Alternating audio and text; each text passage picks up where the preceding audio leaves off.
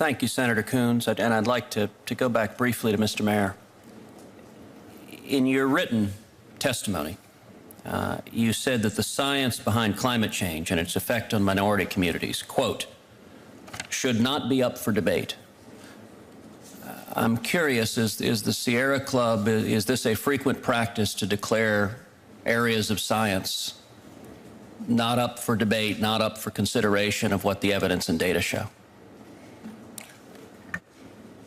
If you are relying on the evidence and data, you know, the science, the preponderance of the evidence are there.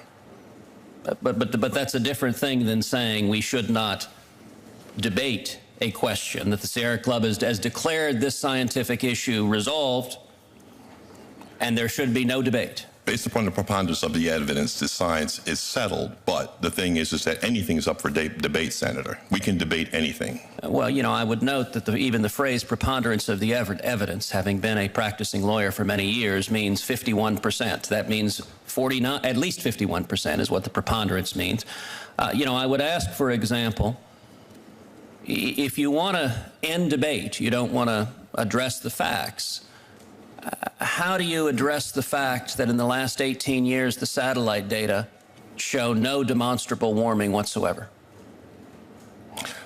Sir, I would rely upon the Union of Concerned Scientists, and I would rely upon the evidence, and again, from our own NOAA officials. The data are there. Is it correct that the satellite data over the last 18 years demonstrate no significant warming? No. How is it incorrect?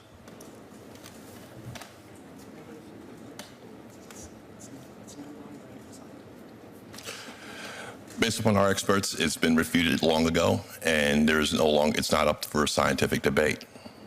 I'm curious if I want to understand this. I do find it highly interesting that the president of the Sierra Club, when asked what the satellite data demonstrate about warming, apparently is relying on staff. It's just a mistake. The nice thing about the satellite data is these are objective numbers. Correct. And the numbers over the last 18 years, are you familiar with the phrase the pause?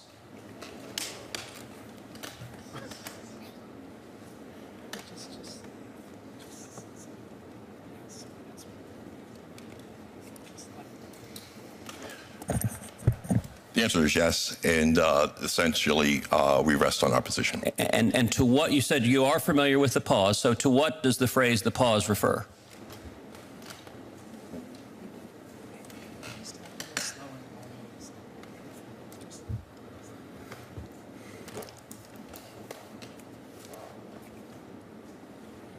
I'm sorry, you said you were familiar with that term, so I asked to what does it refer? Essentially, it's the slowing in global warming during the 40s, sir. During the 40s?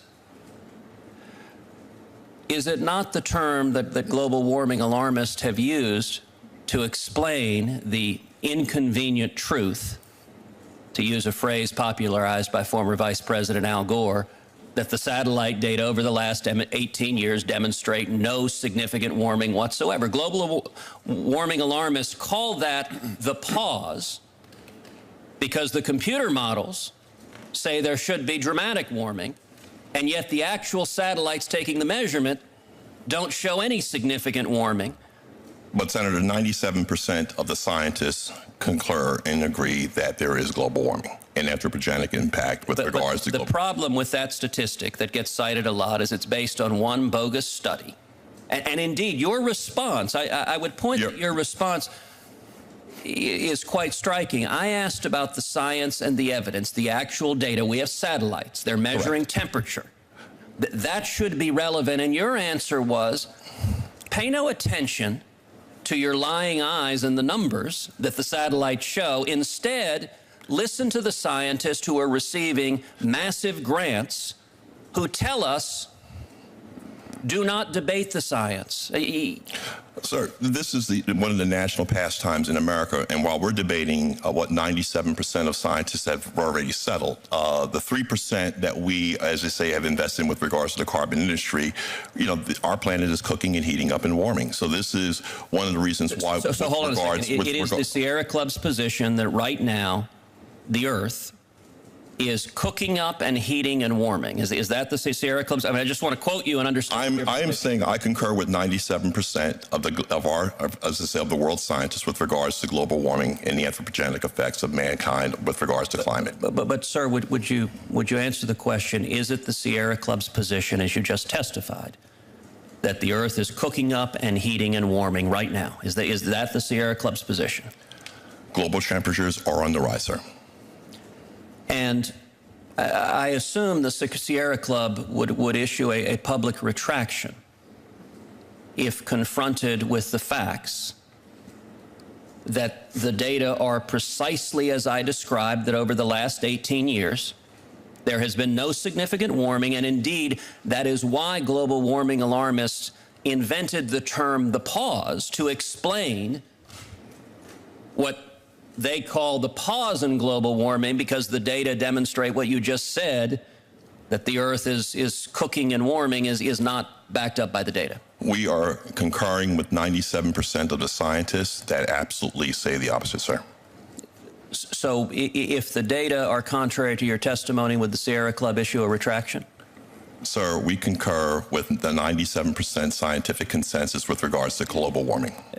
I'd like to repeat, certainly in a moment, but I'd like to repeat the question and get an answer.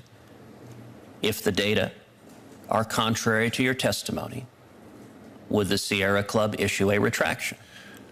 We concur with 97% of the scientists that believe that the anthropogenic impacts of mankind with regards to global warming are true. So does that mean you're not willing to answer the question? We can concur with the preponderance of the evidence and the science at 97%. You're asking me if we take the 3% over the 97%? No, I'm actually not asking about a survey among scientists. I'm asking about the objective data, the numbers. The scientists rely upon their objective data and their analysis, and 97% have concurred and conclude that global warming is indeed a fact. You know, Mr. Meyer, I find it striking that for a public policy organization that purports to focus exclusively on environmental issues, that you're not willing to tell this committee that you would issue a retraction if your testimony is objectively false under scientific data. That undermines the credibility of any organization if you will persist in a political position regardless of what the science shows, regardless of the facts, regardless of the evidence, and regardless of the data. That is not consistent, I would suggest, with sound public policy. Sir, you can pick whatever, choose and cherry pick whatever data you wish, but I concur with the 97% of scientists who concur that global warming is a fact. Senator Coons.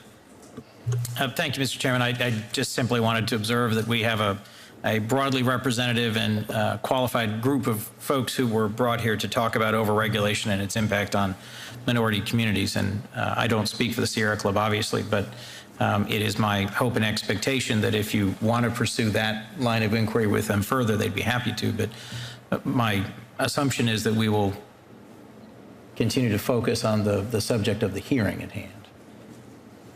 And I certainly concur with Senator Coons, and I would note that Mr. Mayer's written testimony and oral testimony focused in significant part on the Obama administration's new global warming regulations that could cost up to 10 million jobs and pose massive costs on American consumers. And so he argued that the data support causing millions of Americans to lose their jobs, including millions of African Americans and Hispanics. And I was pressing on what the data was that he was testifying about. And I would note that is not only relevant to his testimony, it was almost the entire subject of his testimony. And yet, apparently, the testimony is not based on the data or the evidence, or he is not prepared to discuss the data or evidence beyond asserting that we should take the word, take their word for it. With that, I want to thank all the witnesses for being here. Thank you for joining us. We will be keeping the hearing record open for an additional 5 business days, which means the record will be closed at the end of the business day on Tuesday, October 13th, 2015. Thank you very much to each of the witnesses. The hearing is adjourned. Thank you.